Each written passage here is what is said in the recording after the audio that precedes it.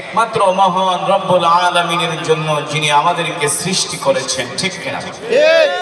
ইমানদার মুসলমান, আমি আপনাদেরকে কয়েকটি প্রশ্ন করব, ইমানি আওয়াজ দিয়ে প্রশ্নের উত্তরগুলো দিতে পারবেন তো ইনশাআল্লাহ? ইনশাআল্লাহ। আছেন তো ইনশাআল্লাহ? ইনশাআল্লাহ। এক নম্বরে বলেন, আমাদের হায়াতের মালিক কে? আল্লাহ। আমাদের রিজিকের মালিক কে? আল্লাহ। মুসলমান আমরা কার গোলাম? আল্লাহর গোলাম। আরো জোরে বলুন, আমরা কার গোলাম? আল্লাহর গোলাম। আমরা এক আল্লাহর গোলাম। ঠিক কিনা বলেন? ঠিক। মুসলমান, আসমান কা? আল্লাহ। জমিন কা? আল্লাহ। কোরআনে আছে কি আছে না? আছে। আল্লাহ তাআলা নিজেই বলছেন, আলা লাহুল খালকু ওয়াল আমর, তাবারাকাল্লাহু রাব্বুল আলামিন। নবী আপনি বলে দেন, যে কোরআন আমি আপনার উপর নাযিল করেছি, এই কোরআন তেলাওয়াত করলে মক্কার কাফেররা কোরআনের তেলাওয়াতে বাধা দেয়। ঠিক কিনা বলেন? ঠিক।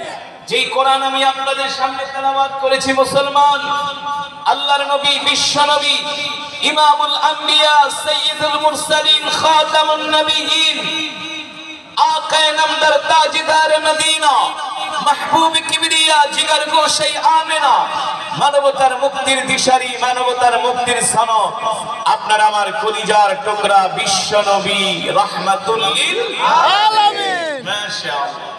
আমাদের নবী হলো রাহমাতুল লিল আলামিন। ঠিক কিনা বলেন? ঠিক। আল্লাহর রাসূল বিশ্ব নবী, নবীর উপরে আল্লাহ তাআলা কোরআন নাযিল করেছেন। আর আল্লাহ তাআলা বলেছেন, ওয়া নুনাজ্জিলু মিনাল কুরআনি মা হুয়া শিফাa'u ওয়া রাহমাতুল লিল মুমিনিন ওয়া লা ইয়াজিদুয যালিমিনা ইল্লা খাসারা। ও নবী, আমি আল্লাহ আপনার উপর যে কোরআন নাযিল করেছি, এই কোরআন আমি মানুষের হেদায়েতের জন্য নাযিল করেছি। ঠিক কিনা? ঠিক। মানুষের মুক্তির জন্য আমি আল্লাহ কোরআন নাযিল করেছি।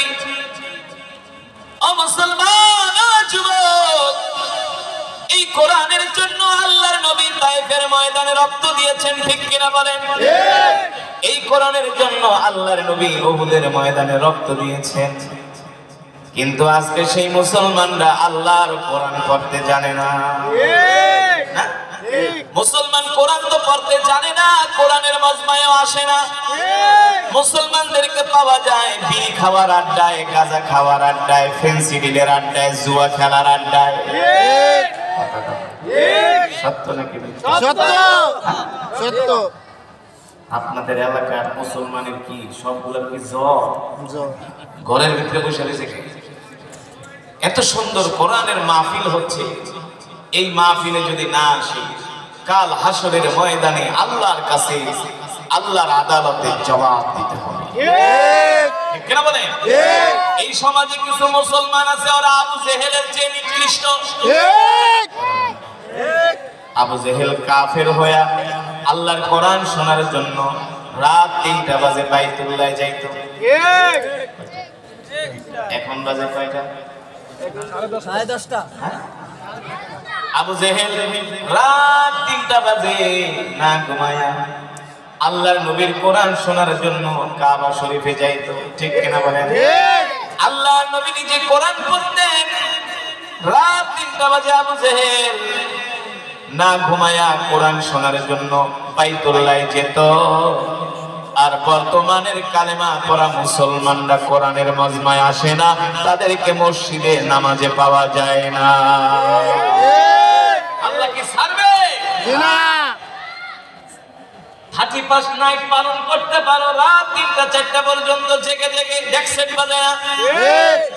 মিথ্যা ঠিক। বানায় বলছি। জি না। গায়ে হলুদের অনুষ্ঠান পালন করতে পারো মুসলমান, আর কোরআনের মজমায় আসতে পারো না।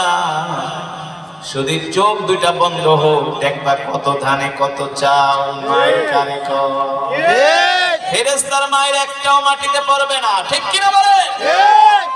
এ মুসলমান, অথচ এই কোরআনের জন্য রাসূলের সাহাবীরা কত কষ্ট করেছেন, কাফেরদের নির্যাতন সহ্য করেছেন। ঠিক কিনা বলে? ঠিক। কাফেরদের নির্যাতন সহ্য করেছেন, জুলুম অত্যাচার সহ্য করেছেন আল্লাহর কোরআনের জন্য। আজকে সেই মুসলমান আল্লাহর কোরআন পড়ে না, কোরআন পড়তে জানে না, নামাজ পড়ে না, মসজিদে আসে না, দিনের কাজে পাওয়া যায় না, শুধু পাওয়া যায় বাংলা সিনেমা দেখার আড্ডায়। সঠিক নাকি বেঠিক? সঠিক। ও মুসলমান, আল্লাহর নবী, বিশ্ব নবী রাহমাতুল লিল আলামিন কে আল্লাহ তাআলা দুনিয়ার জমিনে পাঠাইছেন এই কোরআন দিয়া। দেখেন এই কোরআনের জন্য রাসূলের সাহাবীরা কত কষ্ট করেছেন। রাসূলের একজন সাহাবী যার নাম হলো মুসাব বিন উমাইর। নাম কি? মুসাব বিন উমাইর। এই যুবক, তোমার বাপ আর কয় টাকার মালিক? তুমি আর কয় টাকার মালিক?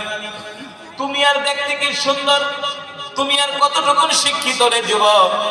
তোমার বাবার চেয়ে মুসাব বিন উমাইরের বাবা ছিল বিলিনিয়ার, মক্কার বিলিনিয়ার।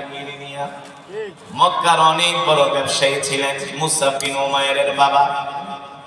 দেখতে শুনতে মুসাব বিন উমাইর একজন সুদর্শন যুবক ছিলেন, যে কোনো মানুষ তার চেহারার দিকে তাকায় থাকতো।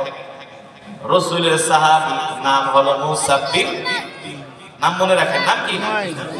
রাসূলের সাহাবী যার নাম হলো মুসাব বিন উমাইর।